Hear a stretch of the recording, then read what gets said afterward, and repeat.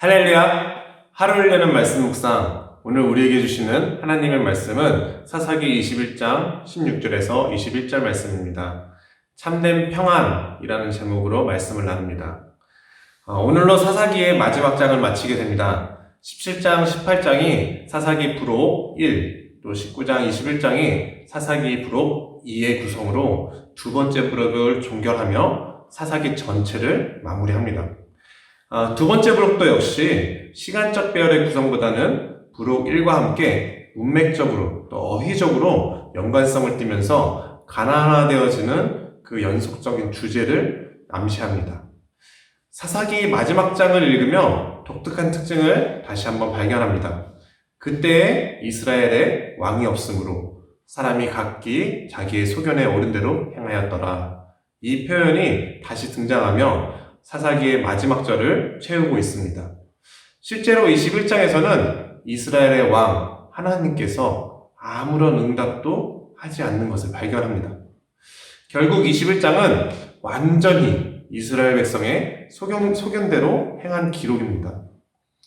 어리석은 백성들의 마땅히 행할 바는 지혜자이신 하나님께 구하는 일이었으며 하나님의 마음도 역시 그 백성들이 하나님께 돌아와 회개하고 자복하는 일이었을 것입니다.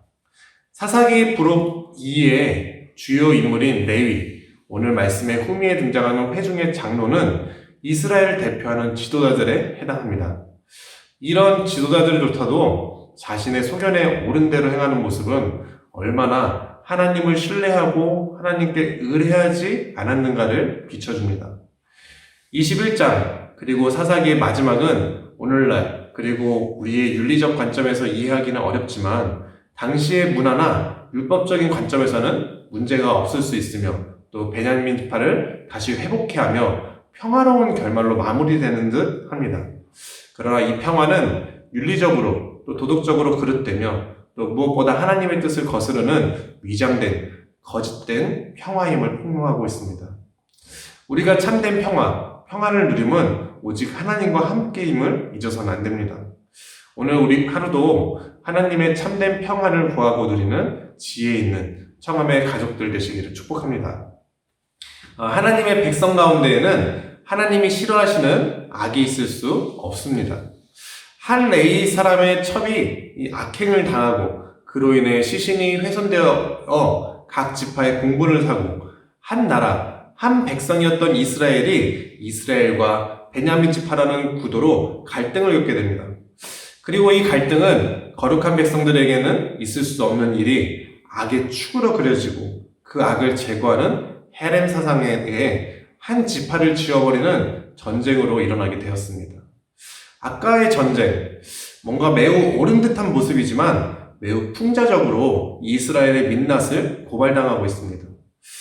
몇 가지 요소들을 살펴보면 레위인은 하나님을 섬기는 제사장직분입니다. 누구보다도 하나님의 뜻에 부합되어야 하고 모범이 되어야 합니다. 그러나 그는 많은 재산을 소유한 듯 보이고 있고 또 첩을도 없고 또 그녀를 물건 다루듯이 대하며 자신의 안위를 위해서 이용하고 또 시신까지 훼손하는 모습을 보였습니다. 또 그는 제사장직분임에도 불구하고 선동꾼이 되었고 마치 군대 지휘관처럼 이스라엘 백성들을 전쟁터로 규합시키는 그런 구심점이 됩니다. 악을 행한 베냐민 지파는 어땠을까요? 나그네를 선대해야 하는 것이 법으로도 당연한데 이를 따르지 않았으며 또 오히려 간음함과 또 동성애의 문란함을 보이고 하나님의 법을 멀리 떠나 있음을 보여줍니다. 또 이를 해결하는 이스라엘 지파의 모습도 많이 모순적입니다. 기업으로 받은 가나안 땅을 정복하는 데에는 이렇게 일사불란하게 하나가 되는 모습을 보이지는 못하면서 동족을 멸하는 일에는 완벽한 듯 하나가 되었고 또 하나님께 회개하는 마음, 또 하나님께 구하는 모습은 없이 각자의 소견에 옳은 대로 이 전쟁이 시작되고 마무리가 되었습니다. 이 일련의 모든 일들이 풍자적으로 이스라엘 백성에게 마지막 구절, 왕이 없음, 하나님 없음을 폭로하고 있습니다. 우리는 우리의 소견대로 좋은 일, 선한 일을 행할 수 있습니다. 하지만 우리가 세우는 선은 마치 바벨탑처럼 완전할 수 없으며 완벽할 수 없음을 인정해야 합니다. 오직 선하신 분은 한 분 하나님이시며 하나님의 뜻이 펼쳐지고 통치하시는 세상만이 참된 평화의 나라임을 깨달아야 합니다. 우리가 때로는 하나님의 뜻을 완전히 행할 수는 없을지라도 우리는 언제나 회개하는 마음으로 또 하나님께 지혜를 구하는 마음으로 묻고 구하고 행하는 하나님의 백성된 모습을 회복해야 합니다.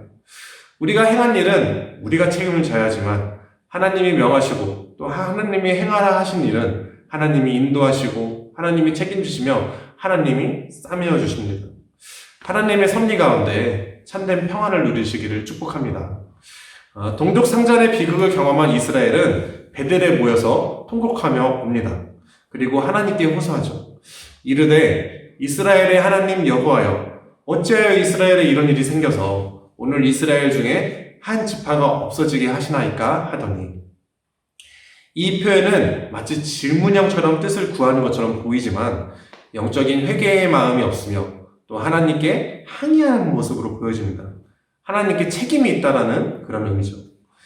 4절에서는 제단을 쌓고 번제와 화목제를 드리지만 하나님의 어떠한 응답도 기록하지 않습니다. 그리고 사사기가 마치기까지 하나님의 말씀하심은 전혀 보이지 않습니다.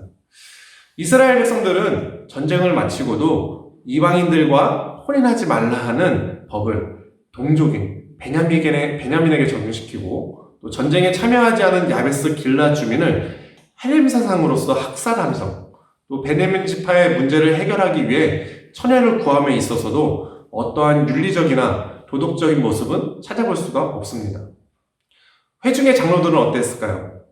회중의 장로들도 베냐민의 여인이 다 멸절되었으니 이제 그 남은 자들에게 어떻게 하여야 아내를 얻게 할까 하고 근심하고 걱정을 합니다. 그러나 백성의 지도자들조차도 하나님께 묻고 구함이 없이 자신들의 소견에 오른 대로 인간적인 방법으로 해결책을 제시합니다. 여호와의 명절로 소개된 포도원의 축제도 그 근본이 모호합니다. 유월절, 칠칠절, 수장절 혹은 명확한 다른 절기의 명칭을 명시하지 않았으며 이 포도원에서 춤을 추는 행위는 지금까지는 소개된 적이 없는 모습입니다. 유추되어지기는 가나안의 포도 축제에서 비롯된 종교 의식상의 관습이었던 듯합니다. 이는 수와 소출과 연관되어지며 다산과 풍요의 우상 숭배와 연관되어 있음을 느낍니다. 더하여 그 축제 속에서 행해지는 이 악행과 폭력은 더욱 이 모습을 어둡게 만듭니다. 이는 평화로워 보이는 모든 모습 속에서 또 평화롭게 화해하고 해결되어지는 듯한 사사기의 마지막 속에서 하나님은 계시지 않으며 또 백성들로부터 지도자들까지 모두가 가나안에 물들어 있는 총체적인 난국의 폭로를 보게 됩니다. 25절 말씀. 그때 이스라엘의 왕이 없으므로 사람이 각기 자기의 소견에 옳은 대로 행하였더라.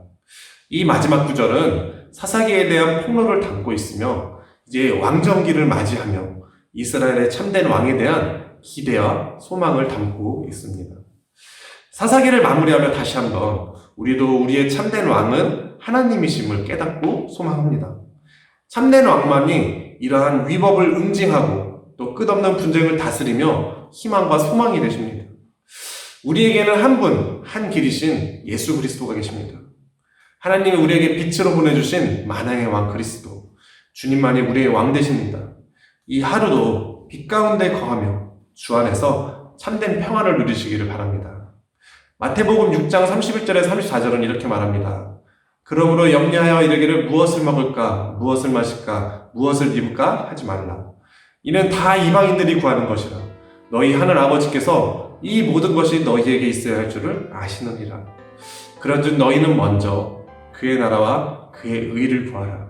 그리하면 이 모든 것은 너에게 더하시리라.